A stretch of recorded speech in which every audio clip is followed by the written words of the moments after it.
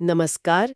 आज हम बात करने वाले हैं एंड्रॉयड ऐप्स की दुनिया की और उस एक भाषा की जिसने कह सकते हैं कि पिछले कुछ सालों में सब कुछ बदल कर रख दिया है। मेरा मतलब है कॉटलिन। आज अगर कोई एंड्रॉयड ऐप बन रहा है तो इसकी संभावना बहुत ज़्यादा है कि वो कॉटलिन में ही बन रहा हो। हमारे पास रॉयल रिसर्च का एक लेख है, mastering modern Android development with Kotlin, और आज हम सिर्फ ये नहीं जानेंगे कि कॉटलिन क्या है, बल्कि ये समझने की कोशिश करेंगे कि इसने इतनी तेजी से डेवलपर्स के दिलों में अपनी जगह कैसे बना ली। बिल्कुल। कहानी को समझने के लिए थोड़ा पीछे जाना होगा। सालों तक एंड्रॉयड की दुनिया का बादशाह था जावा। हाँ, जावा के बिना तो कुछ था ही नहीं। सही। लेकिन उस बादशाहत में कुछ दिक्कतें थी, कुछ सिरदर्द थे।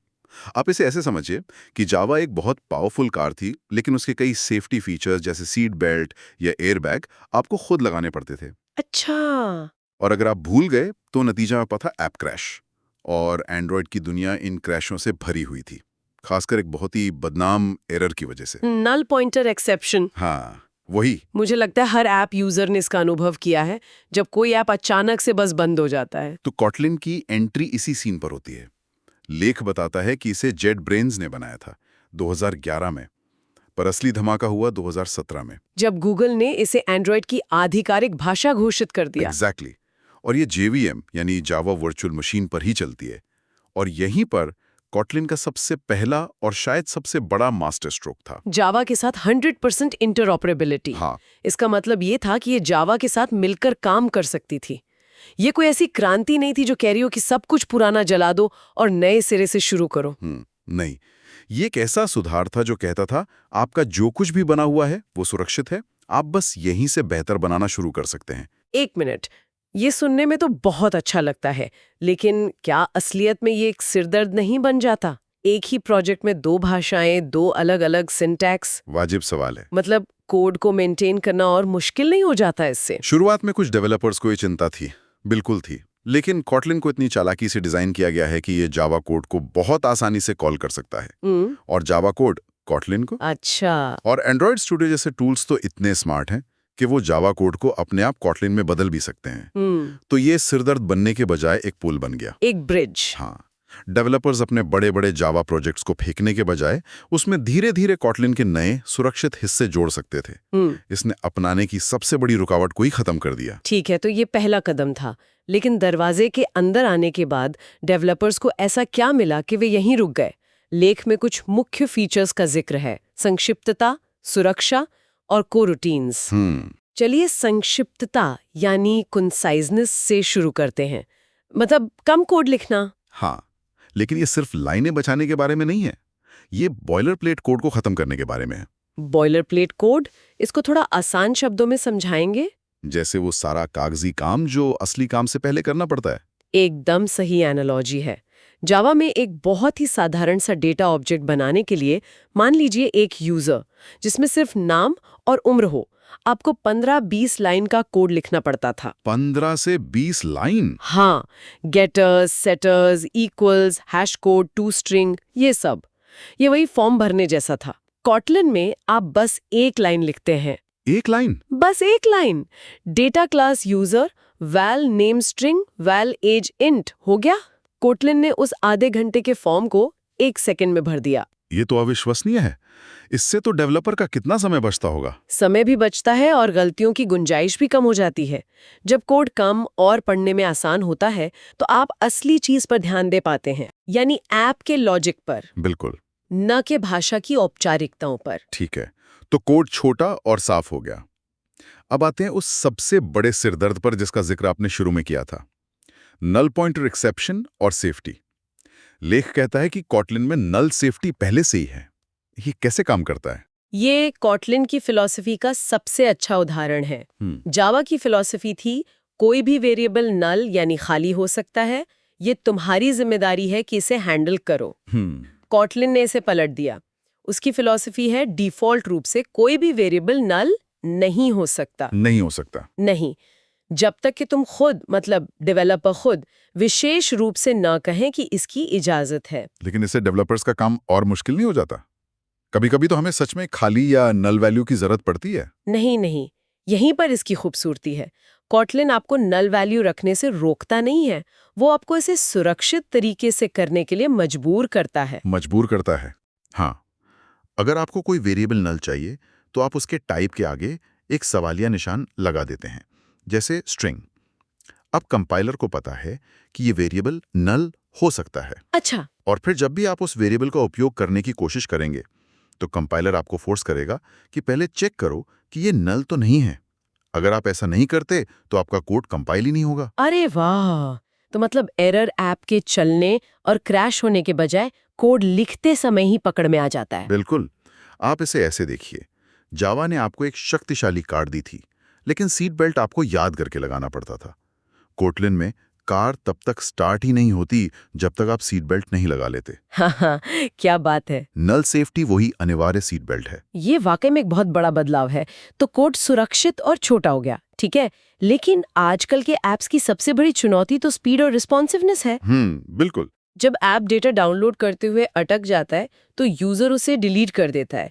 क्या कॉटलिन इस समस्या के लिए कोई जादू की छड़ी लाया है? जादू की छड़ी तो नहीं, लेकिन उसके बहुत करीब एक चीज है, कोरूटीन्स। कोरूटीन्स। हाँ, ये एसिंक्रोनस प्रोग्रामिंग, मतलब एक साथ कई काम करने की समस्या का कॉटलिन का जवाब है। इसे थोड़ा और आसान शब्दों में समझाएंगे? जरूर। इसे एक बावर्ची की तरह सोचिए। एक नौसिखिया बावर्ची पहले एक डिश पूरी तरह से बनाएगा, फिर दूसरी शुरू करेगा। अगर वो पास्ता बना रहा है तो वो पानी उबलने का इंतजार करेगा, फिर पास्ता डालेगा, फिर उसके पकने का इंतजार करेगा। और इस दौरान बाकी सब काम रुका रहेगा? बिल्कुल। लेकिन एक माहिर बावर्ची क्या करेगा? वो पास्ता को उबलने के लिए रख देगा, जो एक बैकग्राउंड टास्क है, और जब तक वो उबल रहा है वो सॉस के लिए सब्जियां काटना शुरू कर देगा। सही है, वो इंतजार नहीं करेगा। वो इंतजार में खड़ा नहीं रहता। कोरूटीन्स डेवलपर को वही माहिर बावर्ची बनाते हैं जो एक साथ कई काम मैनेज कर सकता है बिना किचन यानी ऐप का यूजर इंटरफेस रोके। तो अगर हम एक फूड डिलीवरी ऐप का उदाहरण लें तो मेन्यू डाउनलोड करने के लिए कोरूटीन का इस्तेमाल होगा ताकि यूजर स्क्रॉल करता रह सके, भले ही मेन्यू अभी भी बैकग्राउंड में डाउनलोड हो रहा हो। एकदम सही। पारंपरिक थ्रेडिंग में ये काम बहुत जटिल होता था। आपको कॉल बैक और बहुत उलझा हुआ कोड लिखना पड़ता था, जिसे कॉल बैक हेल भी कहते हैं। कोरूटीन्स के साथ कोड ऐसा दिखता है जैसे वो एक के बाद एक चल रहा है, लेकिन अंदर ही अंदर कॉटलिन उसे नॉन ब्लॉकिंग बना देता है। डेवलपर को थ्रेड्स की चिंता ही नहीं करनी पड़ती। ये तो डेवलपर के अनुभव को पूरी तरह बदल देता है। लेख में कुछ और एडवांस्ड फीचर्स का भी जिक्र है, जैसे एक्सटेंशन फंक्शंस और सील्ड क्लासेस।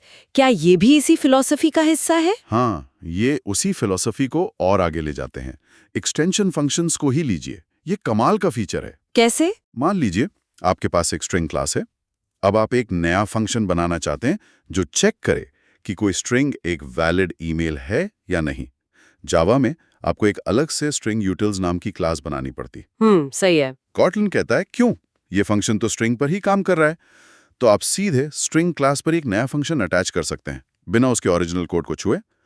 अब आप mystring.isEmail जैसा कोड लिख सकते हैं। अरे, मतलब आप किसी भी बनी बनाई क्लास को अपनी जरूरत के हिसाब से सुपर पावर्स दे सकते हैं। एक तरह से हाँ। ये कोड को बहुत साफ सुथरा और व्यवस्थित रखता है। और फिर हैं सील्ड क्लासेस। ये थोड़ी ज्यादा एडवांस्ड है लेकिन बहुत शक्तिशाली हैं। प्रतिबंधित हायरार्की लेख में लिखा है, इसका क्या मतलब है? सोचिए आप नेटवर्क से डेटा मंगा रहे हैं। इसके क्या नतीजे हो सकते हैं? या तो रिक्वेस्ट सफल होगी, या विफल होगी, या फिर वो अभी लोडिंग स्टेट में होगी। ठीक है, 3 ही हो सकते हैं। इन 3 के अलावा कोई चौथा नतीजा नहीं हो सकता। सील्ड क्लास का उपयोग करके आप कंपाइलर को ये बता सकते हैं, और इसका फायदा ये है कि जब आप इन नतीजों को हैंडल करने के लिए कोड लिखते हैं तो कंपाइलर आपको मजबूर करेगा कि आप तीनों केस को हैंडल करें। और अगर एक भी भूल गए तो कोड कंपाइल ही नहीं होगा। तो ये फिर से वही बात हो गई, रन टाइम पर होने वाली गलतियों को कंपाइल टाइम पर ही पकड़ लेना। ये पक्का करना कि आपने हर संभावित परिणाम के बारे में सोचा है। बिल्कुल। Null safety, data classes, extension functions, sealed classes, coroutines, ये सब मिलकर एक ही कहानी कहते हैं।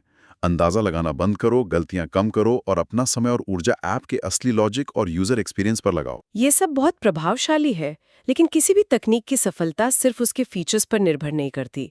रॉयल रिसर्च का लेख, गूगल के आधिकारिक समर्थन और एक मजबूत कम्युनिटी को भी इसकी लोकप्रियता का बड़ा कारण बताता है। और ये बहुत जरूरी है। गूगल के समर्थन ने क्या बदला? इसने सब कुछ बदल दिया। 2017 से पहले कॉटलिन एक बहुत अच्छी लेकिन एक भारी भाषा थी। डेवलपर्स इसे पसंद करते थे, पर कंपनियां इस पर दाव लगाने से डरती थीं। कि कहीं ये बंद ना हो जाए। हाँ, क्या होगा अगर ये कल को बंद हो गई? गूगल के आधिकारिक समर्थन ने एक झटके में उस डर को खत्म कर दिया। ये एक गारंटी थी कि कॉटलिन यहाँ लंबे समय तक रहने वाली है। और कम्युनिटी, उसका क्या महत्व है? एक सक्रिय कम्युनिटी किसी भी भाषा के इकोसिस्टम की जान होती है। जब आप किसी समस्या में फंसते हैं, तो क्या आपको ऑनलाइन मदद मिलती है? क्या नई और उपयोगी लाइब्रेरीज बन रही हैं? कॉटलिन के मामले में कम्युनिटी बहुत तेजी से बढ़ी। गूगल के समर्थन ने इसमें आग में घी का काम किया होगा। बिल्कुल। आज आपको कॉटलिन के लिए हर तरह के संसाधन आसानी से मिल जाते हैं। ये एक बहुत बड़ा सेफ्टी नेट है जो डेवलपर्स को नई चीजें आजमाने और सीखने के लिए प्रोत्साहित करता है। तो अगर हम पूरी तस्वीर देखें तो कॉटलिन की सफलता कोई एक रात की कहानी नहीं है। ये सही समय पर सही समाधानों के साथ आने की कहानी है। इसने जावा के कमियों को समझा, डेवलपर्स के दर्द को पहचाना और एक-एक करके उन समस्याओं के लिए बहुत ही सुंदर और व्यवहारिक समाधान पेश किए। सही कहा। यह सिर्फ एक बेहतर सिंटैक्स नहीं है, ये एक बेहतर फिलॉसफी है। ये डेवलपर केंद्रित है।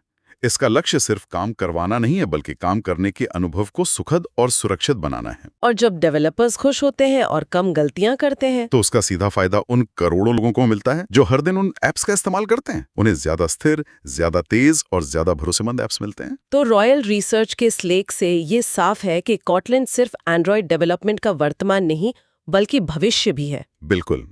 ये एक ऐसा टूल है जो उत्पादकता भी बढ़ाता है और गुणवत्ता भी, जो कि एक बहुत ही दुर्लभ संयोजन है। संक्षिप्त में, ये डेवलपर्स के जीवन को आसान बनाता है और परिणाम स्वरूप हम सभी को बेहतर ऐप्स मिलते हैं। इस पूरी चर्चा के बाद एक विचार सोचने के लिए छोड़ जाते हैं। कोटलिन जैसी भाषाओं का उदय, जो डेवलपर की उत्पादकता और कोड की सुरक्षा पर इतना ध्यान केंद्रित करती हैं, ये सॉफ्टवेयर डेवलपमेंट के एक बड़े ट्रेंड की ओर इशारा करता है। जैसे जैसे तकनीक अधिक जटिल होती जा रही है, हमारे टूल्स भी अधिक स्मार्ट और सुरक्षित होते जा रहे हैं। वो हमारी गलतियों को पहले ही पकड़ लेते हैं। सही है। तो सोचने वाली बात यह है कि इस ट्रेंड का अगला कदम क्या होगा? भविष्य की प्रोग्रामिंग भाषाएं डेवलपर के काम को और कैसे सरल बनाएंगी? क्या हम ऐसे भविष्य की ओर बढ़ रहे हैं जहां कोड लिखने की जो पारंपरिक जटिलताएं हैं वो लगभग खत्म हो जाएंगी? मतलब डेवलपर्स का काम सिर्फ उच्च स्तरीय समस्याओं को परिभाषित करना रह जाएगा? हो सकता है। और बाकी का काम इंटेलिजेंट टूल्स खुद कर लेंगे। और इसका उन ऐप्स और टेक्नोलॉजी पर क्या प्रभाव पड़ेगा जिनका हम हर दिन उपयोग करते हैं?